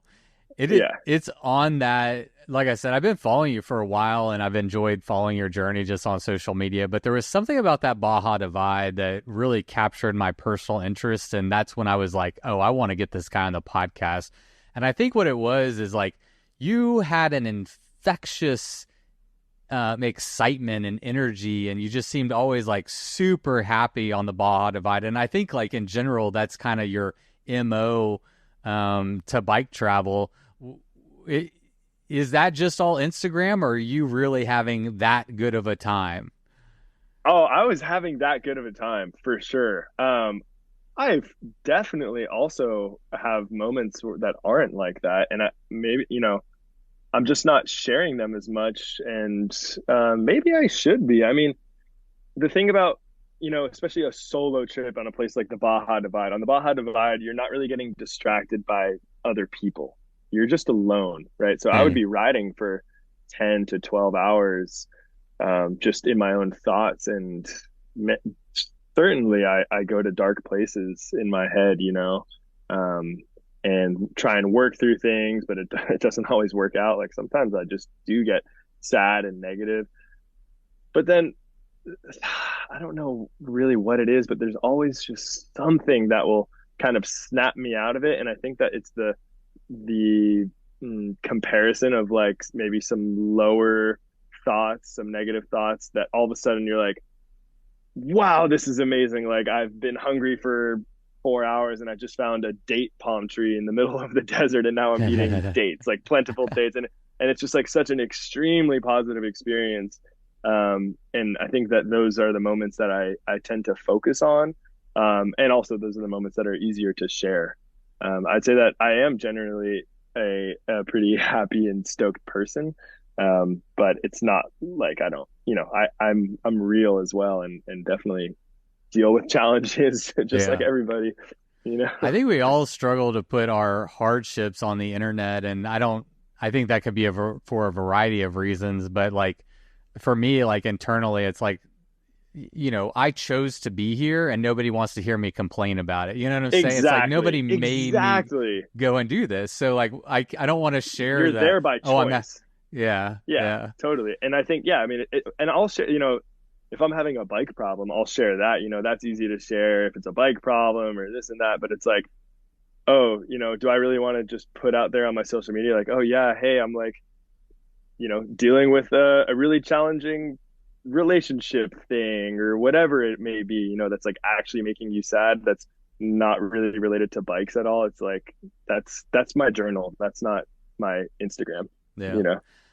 I'm always really interested because like I have derived a lot of benefit personally through podcasts in general, not necessarily mine also, but like just other people's podcasts. And one thing I like about it as a medium is you peel back the curtain and you Mm, understand that like everybody has hardships and everybody's like trying to manage work-life balance and figure out like, hmm I mean, you alluded to some of your struggles with that journey for yourself personally, and like I think like anytime you peel back the curtain you're going to find that we're all just humans. We all have highs, hmm we all have lows, and we're all just trying to figure it out. And like that's always made me feel better about being me. So like I really get a lot of value out of like mm, understanding where people are coming from and whatever context these trips happen in for them. But I, even though I have that understanding and I've derived a lot of benefit from it, I still personally really struggle with being vulnerable enough to like share my own woes or whatever. It's like, hmm nobody wants to listen to me, talk hmm about I had a bad day or whatever. And it's weird. I don't uh-huh. know. But I think we all Yeah. have that, I don't think that's a unique Yes. human experience. Yeah, absolutely. Absolutely. Yeah, I agree. We all have those moments, and it is just harder to share. It's like it's like, yeah, it's harder to share that sort of thing with the masses for some reason, Yeah. it feels like it. Um, well, there were a few stories that I wanted to get some closure for myself on the Baja Divide. I've been saving these questions for like 5 months. They're not that good, but like Oh, cool. one of the ones that I'm wanting you to talk about is this was the trip I believe where like some random dog in the middle of the desert came and joined your Oh my ride God. for a period of Yeah. time, and you were having to like ration water and like Yeah. what happened there? Like I'm only getting like the social media glance Oh, into your yeah. experience, but it was so, I don't know. I mean, like as a dog lover, right? You're just like, oh my gosh, I got a ride buddy, Oh, but then also like, what do you do with the dog? And oh yeah. my God, dude, I think about that dog all the time. I really do. And actually, I always now recently going into some events, I try and embody the spirit of that dog with my riding because that dog was like, people talk about spirit animal, this and that. Like that dog had this energy that I strive to have in my life. But yeah, pretty much that one was, I was, oh, I forget the name of the exact town I was in, but I was in a town and I was loading up for what is described as the longest stretch of the Baja Divide without food or water. I think it's about 140 or 150 miles or something like that. And you go along this really epic stretch of coastline called the Seven Sisters coastline, and it's just amazing. And going into that, I was like, okay, either I can really load up my bike with all sorts of food and water for 2 or 3 days, or I mean, I at this point I know that I have it within me to like ride 150 miles in one push. So I was like, or I can just kind of load up normal and start really early and go for like an epic day, you know? So that's what I did was I loaded up pretty much for one day with a little bit of extra in case it ended up taking me 2 days because on the Baja Divide, I mean, just like a lot of these routes, but especially the Baja Divide, you can't base how long something is going to take on the distance or the Yeah. elevation because there's so many factors at play. Um, anyways, I started riding and yeah, water was the big one where I was like, okay, I need to be really smart about my water. Anyways, right when I left this town and I'm like pretty deep into this desert, probably 20 miles in or 30 miles into this desert section, out of nowhere, the most amazing dog just showed up next to me. And it's hard to explain that connection, but it was like I felt it in my heart. I was like, oh my God, this dog is the dog. Like this dog, I was like riding my lines, and then the dog was taking these epic lines, weaving through the cactuses, like super playfully, really Yeah. athletic dog, really happy, um, and just adorable, obviously. And I was like, oh my God. And then I was kind of loving it for a while, but then a couple miles in, I'm like, okay, what's the deal with this dog? Like, does this dog have an owner? Where does this dog live? Why is it still with me? When is it going to go back? I started thinking about the logistics. But at the same time, I was kind of on a mission. I was like, I need to keep moving so I can, get to my destination tonight. So I kept riding and riding and riding. And then I ended up having an hour at least or more riding with this dog. And to the point where I was like, okay, I need to deal with this now because this dog, is it just expecting that I'm its caretaker now? I didn't really know what to do. And then I definitely had the thought, I was like, is this my dog now? Yeah. It's like, I love this dog. It doesn't have any signs of having an owner or anything like that, other than the fact that the dog looked healthy. So it made me think that it was like cared for, it didn't have major skin problems. It wasn't like emaciated or anything like that. And so I was considering that for a while. I was like, do I want a dog now? Like, am I in a time of my life where I can own a dog? And the truth is, no, I totally can't have a dog right now, just based on my lifestyle and other things. But it was extremely hot. I ran into a pretty unfortunate bike issue that had me stopped for actually a couple of hours. And this dog is just still with me in the heat of the day, no shade. And I was like, I felt obliged. I was like, okay, I obviously need to take care of this dog right now because I'm thirsty. The dog must be thirsty. So I started sharing my water with it and giving it some of my fruit and stuff like that. And I was just really torn as far as what to do. I kind of reluctantly kept shooing the dog a little bit. I would kind of be like, hey, buddy, like, come on, go back, go home, go home, go home. Even though I loved the dog, it was hard for me to do that. Eventually, while I was still there working on my bike, the dog just kind of started trotting off back to where we came from. And we were like 2 hours in at this point from where I met the dog, maybe a little bit more. But just the way that dog was, it was clearly like a super athletic dog. It clearly knew the desert. It just had a resupply via my water and fruit and stuff. I felt pretty confident that dog is okay. I Yeah. think that the dog made it home okay. Although there's no knowing for sure, right? And that's definitely a tough thing to think about. Is like, man, I don't know. Like, I don't know what the right call was there, but Yeah. dude, I love that I've dog. I've been in a similar situation, and so I can really identify with a lot of the stuff you said. My girlfriend lives 100 miles away from me, almost on the nose, and so like not a little while ago, I was like, I'm gonna ride to your house, and like we'll hang out, and then I'm gonna ride home. And so I left her house at like 9:30 at night, and I was gonna ride through the night, and somewhere around like No 2 way, a.m. epic. this dog just it's like a German Shepherd mix or something like at first I was like scared of it. And I don't really get scared of dogs, but he was like just looking at me real intently. I was like, all right, buddy, like, what are we doing here? And he just wanted to play. He was like a puppy, and he ended up like joining my ride for like 10, 20 miles. I don't even know. Like he was keeping my No pace, way. and I was talking to him. I got videos, and I mean, me and that dog have a relationship. I named him. His name is Mike. I named him Oh, after Mike Hall. I'm like, dude, you are oh, made for no this, you know? And so like, way. and I'm Legend. having the same conversation. I'm like, are you my dog now? Like, are you coming all the way home with me? And like, while you're having that conversation with yourself, you're like, or do you belong to somebody? Am I taking you away from, your home? And how are you going to get back? And that dog eventually, like, for whatever reason, we were like, I don't remember exactly. It was a long time. I want to say like close to 20 miles.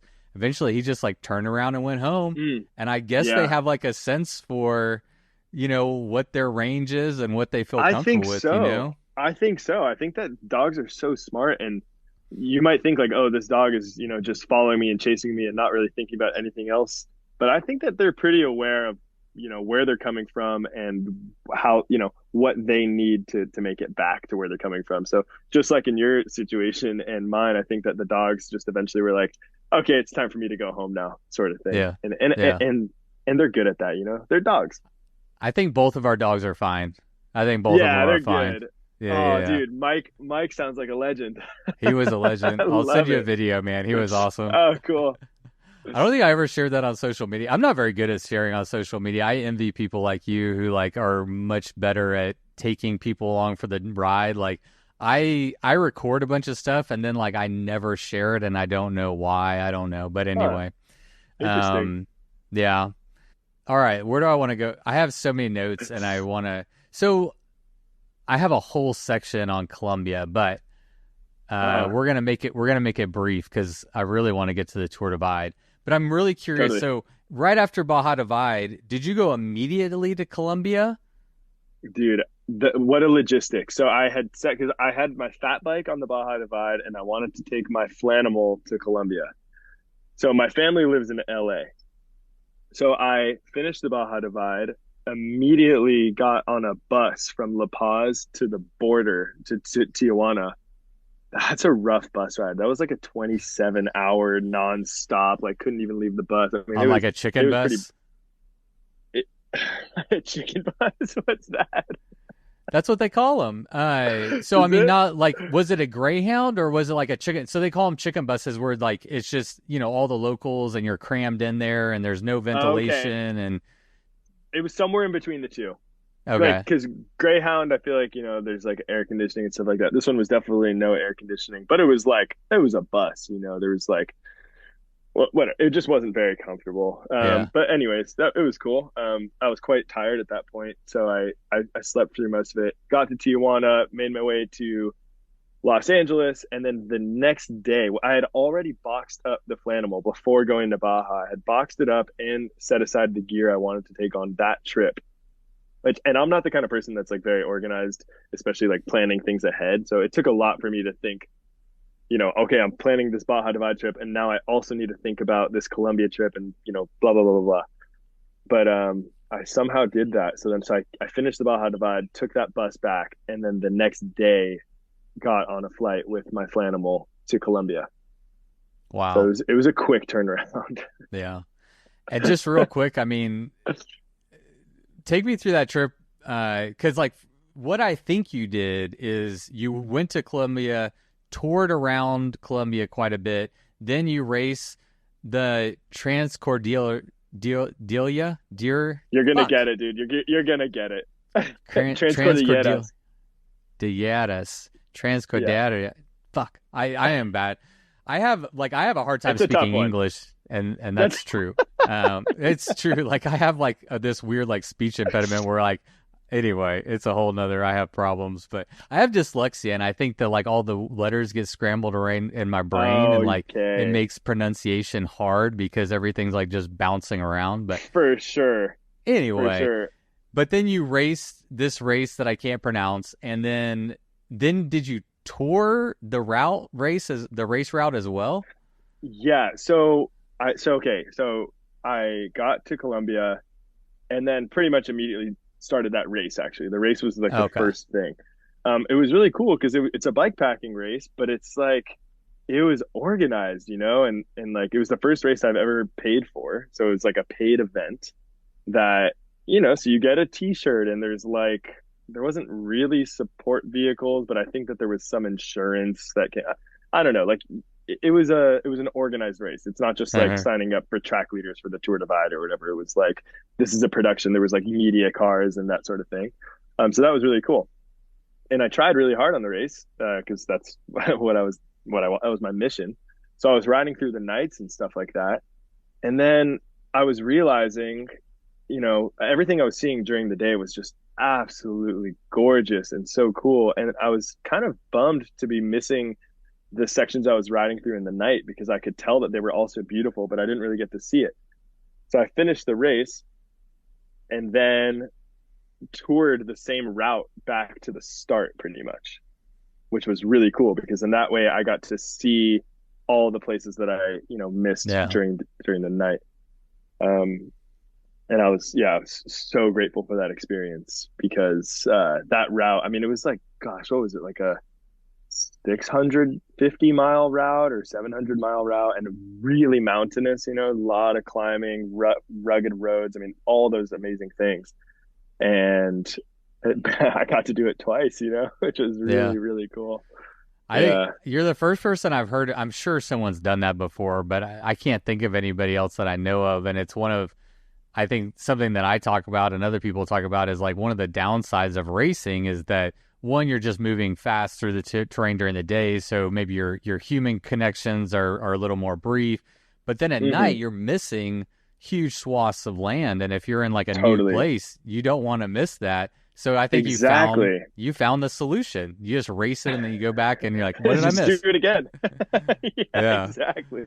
I love that, man. Yeah, yeah, that was really cool. Yeah, that is the tough thing about racing, like bike pack racing, because yeah, you're going through these beautiful places, but if you're riding at night, I mean, night riding is amazing and wonderful for so many reasons. But you're just not seeing that area. So that's why, like with the Tour Divide, for instance, I've done my first time doing it. I toured the whole route, so I got to see everything. So now when I race it and I'm going through the night, even though I'm not necessarily seeing the places I'm night riding through, I know what it looks like. Right, right. Yeah. You don't feel you Yeah. don't have that FOMO. Yeah. Right.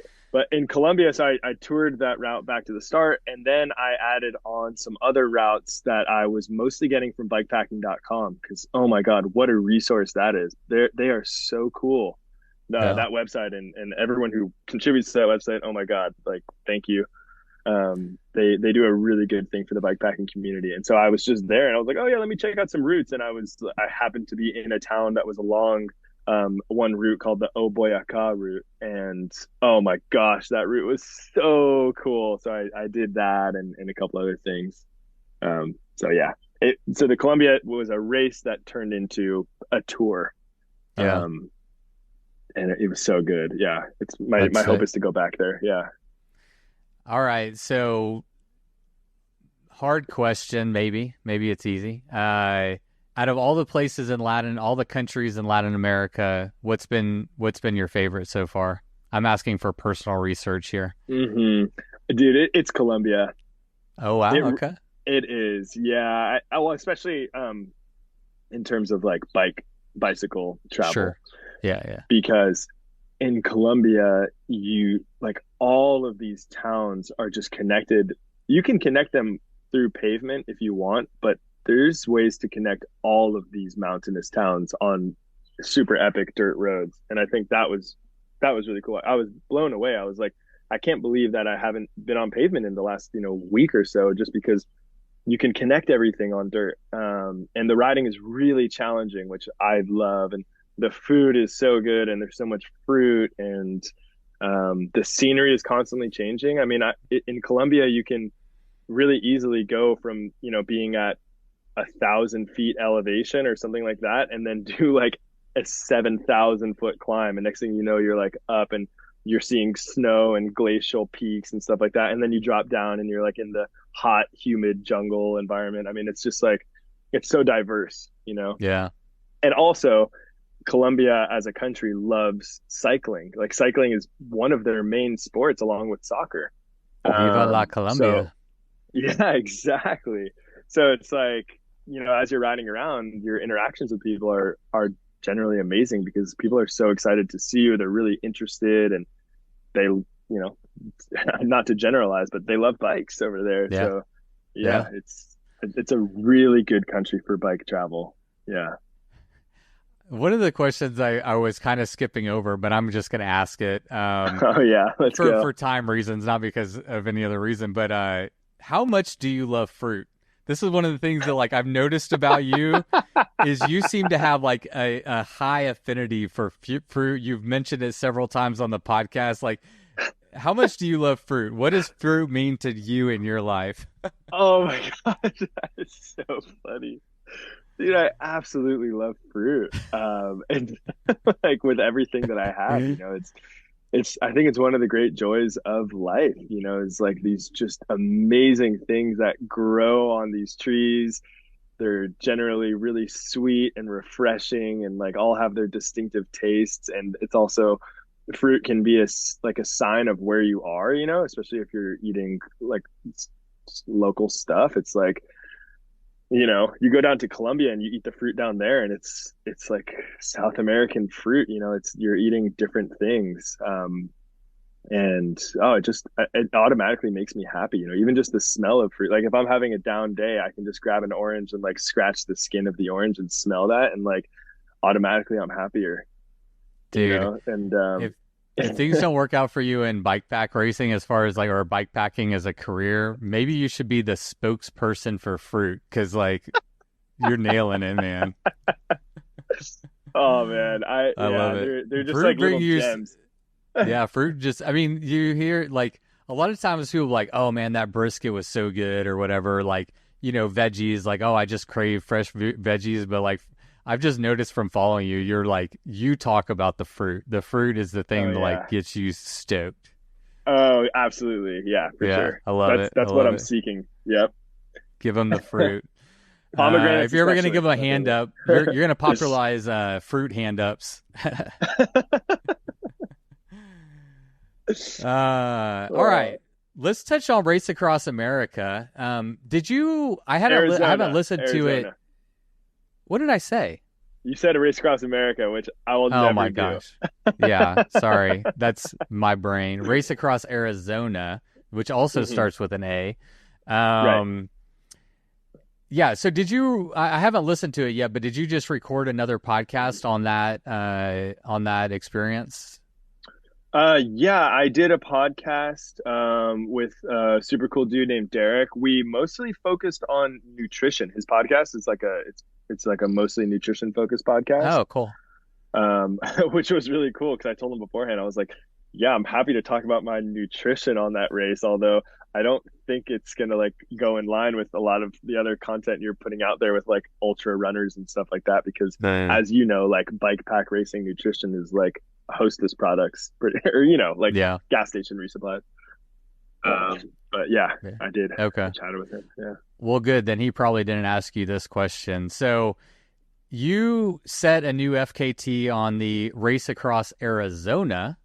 Hmm. What was your time and like how did you feel? Not just like, oh yeah, I won, like that's awesome, but like how did you walk away from that and be like, okay, that was a good time? Or did you walk away being like, oh, there's a lot of room for improvement here? And I think you know where my next question is going to be after this.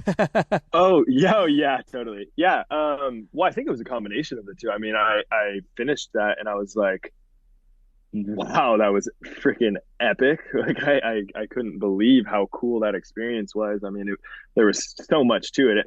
It took me it was under 3 days. I was like 2 days and 22 hours or something like that. So 70 hours, I think, or around that was my time. Um, I I was doing that race to kind of see where I'm at right now because my big focus is the Tour Divide. So I was kind of like, okay, I've been doing a lot of riding. I feel good. This race, like based on what I've read about it, it seems like it caters to the things that I like to do, which is just like kind of like grab, like long, fast gravel riding. So I was like, okay, I'm gonna go give it my best shot, and I did that, and I was super stoked on how it went. No doubt, I was like, oh, cool. I mean, the FKT thing was awesome, but more so, I was actually really what I was happy about was the fact that I pushed myself for whatever it was, 70 hours straight, and my body felt great.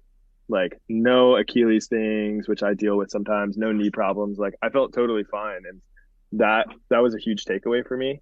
Um, but I did, of course, in thinking back on the ride, I was like, oh my god, like sure I did that pretty fast, but I definitely could have shaved hours off here and there. I think what happens to me, and I don't think I'm unique in this, is like when I'm tired and I'm riding in the night, I just lose focus a little bit. So I remember there was two nights where I was riding and I just started like exploring campgrounds and stuff like that because I was like, oh, this place looks sick. Like I wonder like where does this go? And I'd be like go checking out a different road that I knew was off route, and then I'd be like, dude, what are you doing? Like you're like sacrificing sleep right now. Like go freaking ride. Yeah. So little things like that. I knew time could be improved, but I was pretty happy with how it went too, for sure. Yeah. Yeah, Well, that's a sick you might, route. I think you have a couple records with the specifically with the race across Arizona. One, you have an FKT record, but then you probably have the record for one of the shortest held FKTs in the history of FKTs. Yeah, right. It was like a week later. Yeah, that's Yeah. so funny. Yeah, So yeah, like Dana Ernst came along, like you said, like a week later on an ITT of Race Across Arizona and beat your time, and now he totally. has the FKT. So like, um, how much did he beat you by? I don't know what the time I gap was think it there. was around 3 hours. Okay, so Yeah, not which much. is sick. Well, it depends how you look at it. In my opinion, 3 hours. I mean, on a route like that, that's pretty significant in my the way I look at it. But I don't Yeah, know. yeah, but if you're not like getting confused and thinking you're on a bike tour and like exploring campgrounds, the 3 hours can come back to you probably pretty quick. Oh yeah, I mean, I he smashed it like so cool. And that's the beauty of these things, right? It's like FKT. Though it's so cool that people, that an FKT can get set, and then other people want to go out and best it and best it and best it, and then all that's happening is that the bikepacking community is like getting faster and better and more competitive and stuff like that. I mean, competitive in like a loving way is the way I like to see it. Yeah, yeah, yeah. Um, you know what I mean? So I was like, dude, it's so cool that this guy just went out. Like, yeah, I was stoked to have the FKT, but like, I'm so stoked for Dana, to get out there and just all of a sudden go crush it. And heck yeah, I'm going to take it back. Nice. That's gauntlet Like thrown. Yeah, I'm you going to should have try gone out to. like the week after and like taken it Yeah. right back because I was gonna ask you no hard feelings, and apparent obviously there are none, but it is. I mean, talk No. about stealing somebody's thunder. It's like, hey man, I hope you enjoyed that for like a few days because it's mine now. No, yeah, no, it's so good. I mean, I loved watching his thing. When I did my first check-in on where he was at, I think I checked after a day and I saw that he was beating my time. I was like, oh yeah, like this guy, he is ripping right now and he knows it. Yeah, And it was so cool reading his story with the route. And I think what's really cool is, anyone can go out there on these kinds of routes and push themselves super hard and they're gonna have a different experience. Like he was dealing with all sorts of things like body problems, that he was pushing through. And man, I would just love to know, and I can try and relate, but I would love to know where his mind was at, like the morning of day 3 of that race. Like he must have been just like so determined and like focused, and also probably having an awesome, amazing adventure. And what's better yeah, than that, right? Like yeah. super cool. Well, the FKT saga on Race Across Arizona continues. Till We'll have next to see. year. I'm Till gonna. next year. Du-du-du. All right. Finally. Well, maybe not finally. That's not the right word to put it, but it is time to talk about the Tour Divide, a Oh race that yeah. is a race and a route that is obviously near and dear to your heart. So just to go through the numbers for the listening audience, you first toured it in 2022. Was that due to COVID, by the way? I Did toured you it in just? 2020. Oh, that's what I meant. Sorry, dyslexia is a bitch. Yep. So 2020, No, you no problem. toured it. Yep, exactly. I And toured is it in that because 2020. of COVID? It was because I didn't know about bike pack racing really at that point. So Oh, and yeah, I didn't really know anything about bike pack racing at that point. I'd never heard of the Tour Divide okay. for sure. Yeah, I had no idea. And I had never really ridden a bike on the dirt before either. So I All got right. a Fargo. Yeah. So I got a Fargo, which was my first bike I ever got other than like my 1980s touring bike, and with the intention of going off road with it. And then the Great Divide, I'm pretty sure if you just Google search like off road bike touring, the Great Divide is going to come up because it's like it's the granddaddy. Yeah. And so I was like, all right, cool. I want to go do this. And then since it was COVID, I couldn't start in Canada, but I was like, oh, okay, I'll just start at the border. So I started up there in Eureka or at Rooseville, like at the border. Um, and yeah, I just did it as a tour. And it was so unknown to me because all of these experiences I had had were paved and, with civilization, gas stations or restaurants, towns, all those sorts of things. And then all of a sudden I'm like on the dirt. So I'm learning how to just ride a bicycle on unstable ground. And then also I'm like, oh, I actually need to think about like grizzly bears and stuff like that. I mean, it was just a Yeah. totally new experience for me. Yeah. Um, I can imagine that being super exhilarating because at this stage you've done quite a bit of bike touring and bike travel. And mhm, so not that it's lost its luster, but you're like, okay, I know how to do this. This is within my mhm, wheelhouse. And then you go to the Tour Divide and you're just unpacking all these new types of experiences. So I can imagine that totally. being really exciting and just like engaging. But I'm picturing you on that route completely unaware that the Tour Divide exists as a race. Oh yeah. Did you learn about the race? Like, it's just my vision of Yes. this is like you're just in a gas station and someone's like, "Oh, are you racing?" And like, racing? And like, what are you talking about? And like, well, there's a race that happens every year. Right. I think I did hear stuff like that, but I was just so unaware of it. I was like, oh, there's a race. Like, what do you mean there's a race? I was just so uninterested in that because my whole mindset had nothing to do with going fast. I was like all about touring. Like when I was riding through Montana on my first year touring the Great Divide, I was stopping every day and berry picking. I was like huckleberries. They have these like I think they're called thimbleberries or something. They look like raspberries. Like I was just like I was touring, looking for fruit, like just enjoying the surrounding and all that kind of stuff. And then it wasn't until and I was doing small days relatively. I think I was averaging like 60 miles a day, but for me that was huge. I was like I thought I was, and everything's relative, right? Like Yeah, for me going out there and doing 60-mile days when I toured it, it was the most athletic thing I'd really ever done. It was super challenging. My body was destroyed. I got tendonitis, like all that kind of stuff, because for me at the time 60 miles a day was like super intense. And then as the tour went on, I was kind of doing it with a partner, and then me and him got separated. And then all of a sudden, when I was in New Mexico, I was riding alone. And it was my first time really touring fully alone. And I woke up one morning and I was just feeling good. And I was like, oh, I'm just going to like ride until I don't want to ride anymore today. And I put in like 100-mile day. And I was like, oh my God, I just rode 100 miles. Like, no freaking way. Took a photo of my watch that said I rode 100 miles, like sent it to all my peeps. I was like, guys, like I just did a 100-mile day. And then I did it again the next day, and then again the next day. And then I was like kind of flying through New Mexico, having the time of my life. And I was like, oh my God, I never knew this, but like I love riding long distance, and like pushing myself in that way. And then I found out about the race, and then it was so perfect because I was like pushing myself on the race route, and then I learned that there was a race, and it was a no brainer. I was like, no freaking way, there's a race. Like I'm doing that obviously next year, like as soon as I can. So that yeah. kickstarted everything. Um, Wow. yeah, and then the next year, 2021, I raced the Tour Divide, and it was my first bike. It was my first organized, well, I don't know, organized, unorganized, however you want to call it, but it was my first like bike event, first bicycle event of any kind, Yeah. race or whatever. So 2020 toured it, 2021 raced it. got Hmm. in 18 days. Then Hmm. 2022, you raced it in 17 days. 2023, you've completed in 16 days. And now we're at 2024. And so, like, you've shaved a day off your time every single time.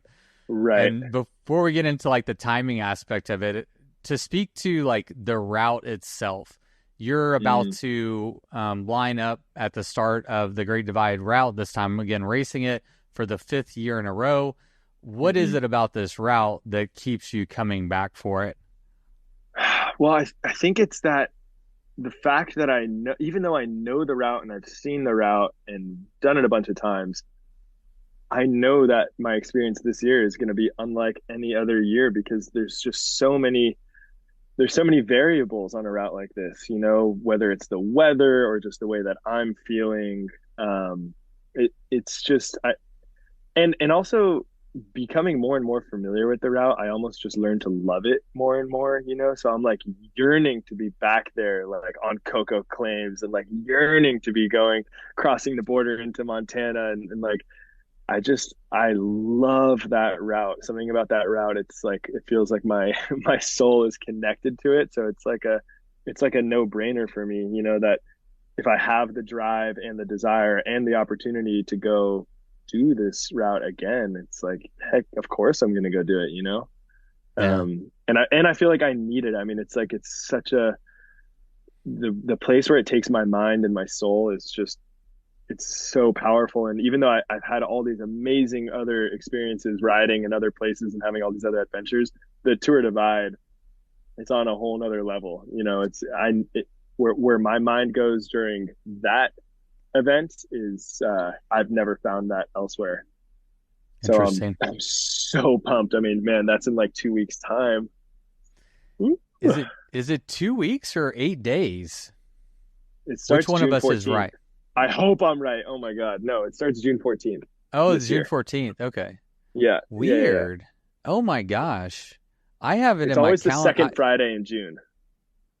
Oh, that's where I messed up. On my count, yeah, on my calendar I counted, yeah, Friday the 31st as the first Friday, but that's clearly wrong. This is how dyslexia fucks my life every single day, Oh on like man. small ways where I'm just like, I'm always just like a little bit off. So okay, so today you are 15 days away from the Yes. start of the Tour de Bite. Yeah. Yes. Yeah. Oh, that changes Wow. things. That changes my whole podcasting schedule. This is great. Okay, good stuff. Cool. Um, yeah, good to know. Thanks for helping me read calendars. But Yeah. all right. So, what are your goals for this year? 15 days. Just one day every single time. I mean, it's realistic, like yeah, well, a lot of people, like especially in my friend group here, which like none of my really close oh, shoot, do I want to say that?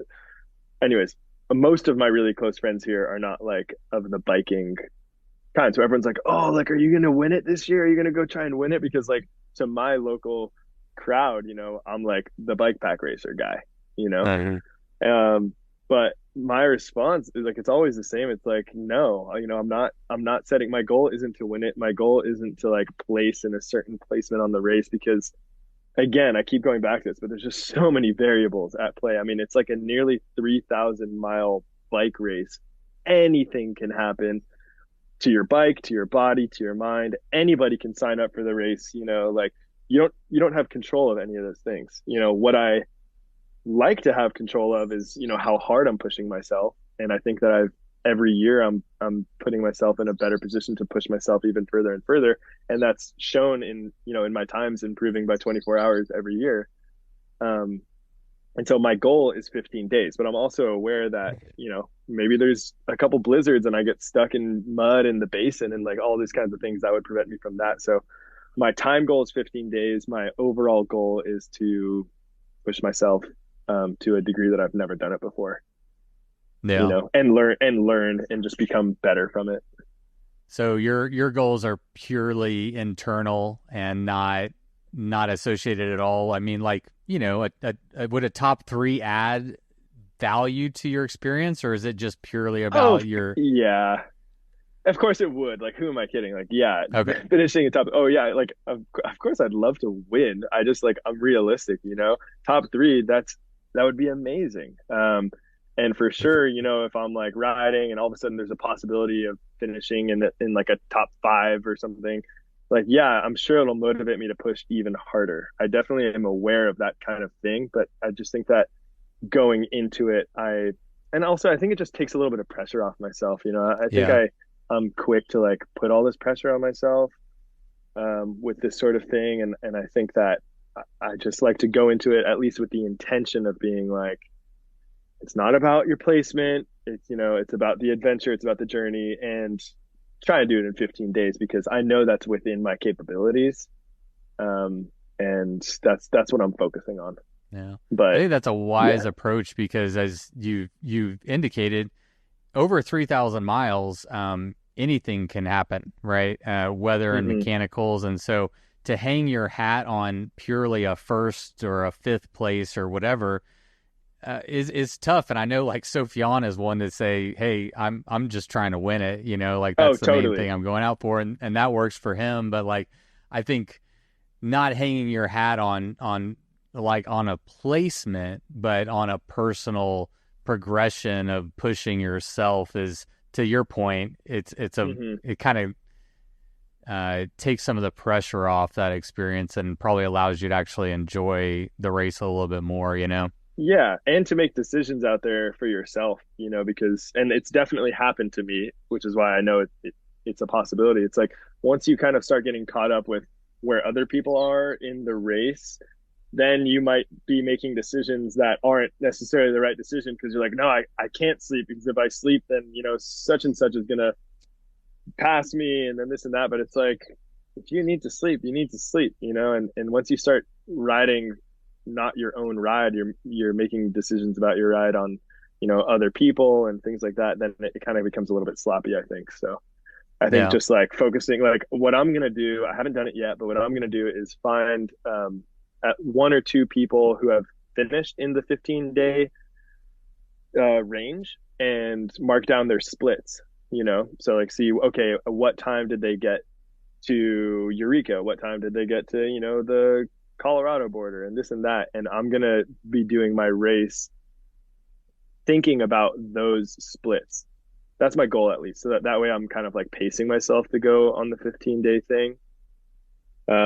Which, you know, I don't know if that's going to work, but that's my plan. Yeah, no, it's good to have a plan, and that actually kind of answers the next question I was going to ask you. Um, what do you think are your strengths and even your like maybe a strength and a weakness? Like where do you think that you um have the greatest advantage? Is it through, lack of sleep or time on the bike? Like where do you think that you can maximize your personal strengths on a race like Tour Divide? I think that my strength is my ability to remain positive and the fact that like I'm so like I'm very passion driven. So like if I'm getting tired or something like that, like I know how to tap into my brain and get super fired up. Like even if it's like the middle of the night and I'm tired and hurting or whatever, like I I have it within me to like just kind of turn on the jets and get like super stoked on biking and focus on my happiness and positivity and stuff like that. And I Hmm. think that's my strength. I'm not a bike rider like I didn't grow up riding bikes. You know what I mean? So like I don't have it like I'm not like a natural like bike riding person. I think that I now ride a lot and I train a bit more. So yeah, I can ride. I'm not particularly fast. Like I know for sure like this happens every year is like the first couple days I do not keep up with the people in the front. No way because like there's fast people out there, you know, that can like rip. And that is not me. I am not a fast bike rider. But I can endure pretty well. And I think the Tour Divide caters to me because I found that typically the longer an event is, the better I do relatively. Hmm. I don't know why. Sometimes it takes me like a few days to really find my groove, and then like I almost kind of feel like I typically get better and better as these things go on. It's the first couple days that are a little bit more challenging for me. So I think, yeah, my strength is positivity, and then just kind of being able to endure the initial, like maybe pain or whatever.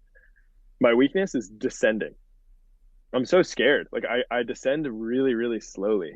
Hmm. So yeah, that's another thing that I'm already expecting is like I'll be, on the climbs, I hold my own, I do pretty well. And then like the first descent, I'm gonna get passed by like a ton of people. That's just how it goes. Dude, you're gonna be on that full suspension bike. You're gonna be That's the bombing. You're gonna be thing. hucking down those mountains, That's dude. the thing. That's kind of what I'm hoping. That's one of the reasons Yeah. I wanted to try this out was to like, oh, okay, well maybe I can tackle, what I think is my weakness on the bike, which is descending, and like maybe I can like totally improve that. Yeah, that's exciting. I got goosebumps actually. Like, yeah, I think that's exciting for you, man, because like, yeah, you get to Thanks. like answer that question, right? You're like, okay, I have an improvement here, and will this bike like help me?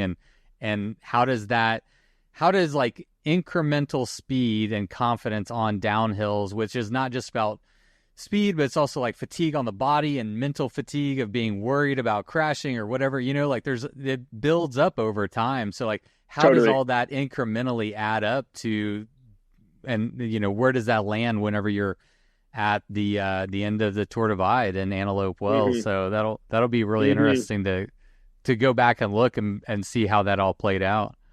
Totally. How are you feeling, man? How are you feeling mentally? How are you feeling like physically? Like how prepared do you feel to line up in 15 days to take on the Tour Divide again? Dude, I'm feeling good. I think that and this happens every year that right around this time, a couple weeks out, I start to have doubts. I start to question, oh, am I ready? And honestly, to be 100% honest, I also sometimes think about like, why am I doing this? Why am I doing it again? I mean, you asked me that and I Yeah. had an answer for you, but like, I do think about that stuff. I'm like, what am I doing? Like, why do I put so much focus and so much all this stuff? So I question a lot of it. But I know, or I at least have a really good feeling that once I get on that trail, I'm gonna have the answer to that. I know why I'm there. I know why I'm doing it, and it's the things I mentioned. It's the way it makes me feel and the way it challenges my mind and my body and all those kinds of things.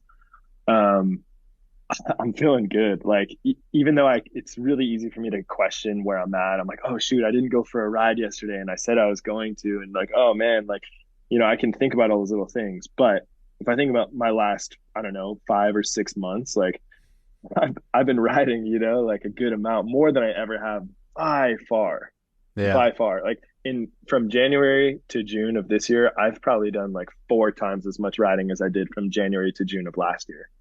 Yeah. Like it's been just monumental. So I'm riding a lot. My body feels good. My mind is good. I'm ready. I'm excited. I know the route like the back of my hand. I could do that route without a GPS. Like I hope my Wow. GPS doesn't fail on me, but like I know that route, like so I'm just ready for it. I'm excited to see the familiar faces, as far as other riders that I know that are going to be there, but also like so many of those iconic establishments along the route. At this point, just having been there year after year, I just like I've made friends with a lot of these people, and I'm just stoked to give them hugs and say what's up, and just to get back out there and feel scared about bears and stuff like that. Like I love that. I love that stuff. um, to go see what weather looks like. Like I'm kind of a weather nerd, I love looking at weather all over the place all the time. So I love getting on the Tour Divide and comparing, what did Red Meadow Pass look like last year versus this year, and how does that affect things? And man, I'm stoked. I'm so stoked for the Tour Divide this year. My gosh. I mean, we're 2 weeks out, so we're at the point where we can start looking at extended forecast and trying to figure out how that's going to play a role in the race. What is the Mhm. weather looking like for this year so far right now? So they didn't have it wasn't a huge snow year, but it's been a really cold spring. So things haven't been melting. So I've got a buddy who lives in Fernie, and he was telling me that a lot of the passes out there still have a good amount of snow. And it's not looking particularly warm between now and the start, although, anything can happen still. There definitely still could be some snow melt, but I'm year, at least the Canada and Montana sections have some snow on the ground on the trail, which last year we pretty much didn't have any. But then in 2022, the year Sophie on, I mean that that was like you could have brought skis on that one, you know. It was Yeah, just snow yeah. everywhere. So um, honestly, if I tap back into like if I tap into the competitive side of myself, like I kind of hope that there's snow. I kind of hope that there's a lot of snow because I just know I can like I'm fine in the snow, you know, like it doesn't bother me. Like I'll just keep Yeah, moving. yeah. So that however it is, I feel confident that I'll you know I'll make lemonade out of the lemons. It's just like yeah yeah I think there's gonna be snow and I think it's gonna be cold. Awesome. Well, Yeah. yeah, I think we're to wrap it up mostly for time. I've got to hop on another phone call. I skipped over like major sections of my notes of questions and stuff that I have for you. I love watching your adventures. I like the types of adventures that you're going on, and I like the approach that you take to them, mingling in racing with touring and culture and fruit and the whole deal. And I'm excited to see how you do on the Tour Divide this year. It's going to be a good year. A lot of big names in the field, and it's always exciting. I mean, the Tour Divide is our Super Bowl. Oh So yeah. this is the time of the year where everybody's like, all eyes are on the Tour Divide, and especially if you're going to be participating in it. So before we close out, I wanted you to have a moment you're going to be on a movie or a film of some sort. Oh yeah. What can you tell us about this film? What do we have to look forward to with that? And when might it come out? Just the Yeah. generalities. No, totally. It's super exciting. So I was approached by some really cool people at UC Santa Barbara, which is the our university here in town. Um, and they're in a film class. It's like their senior film project. They got some budget from the school and they have all this fancy equipment and they asked if they could do a documentary about my relationship with bikes. And so I was like, heck yeah, of course. So we spent the last maybe couple of months. Pretty much what it looks like is they just come out and they've been filming my training rides. You know, they've been coming out there. We've been doing some interviews. They've interviewed a bunch of my family and friends and stuff like that. And like, it's actually looking pretty cool. Like, obviously, it's really strange for me to watch myself on video, as I'm sure, I mean, you listen to your own voice a lot. I'm sure that's It's like, yeah, terrible. Yeah. it's like not the most comfortable thing. So yeah, when I watch the video and I see myself talking, I'm like, oh God, why did I say that? But like the production is cool. They're getting really beautiful shots. And my goal with all of this stuff is like, I hope that someone else who's on the fence about bike packing or just traveling or maybe nothing to do with bikes, maybe someone who's on the fence of like, oh, do I want to go on an adventure? Do I want to go camping? Whatever it may be, like hopefully someone watches that video and gets stoked to like go do something. That's my Yeah. goal with it. um and the production I think is going to be pretty sick. Like they're doing a good job. They're definitely putting in the time and effort. They're a super cool crew, really motivated. Their goal is to like submit it to all these film festivals and stuff like that. And yeah, it would be cool. Hopefully it inspires somebody to do something fun. And it's coming out on June 14th, the start date of the No Tour Divide. way. Oh Yeah, shit.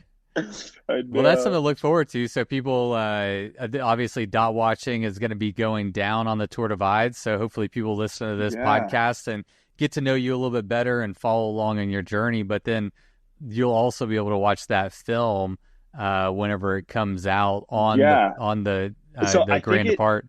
let me rephrase that. So it's being screened for the first time in a theater on June 14th. I am not sure when they're putting it like on the Oh, internet okay. or whatever. All right.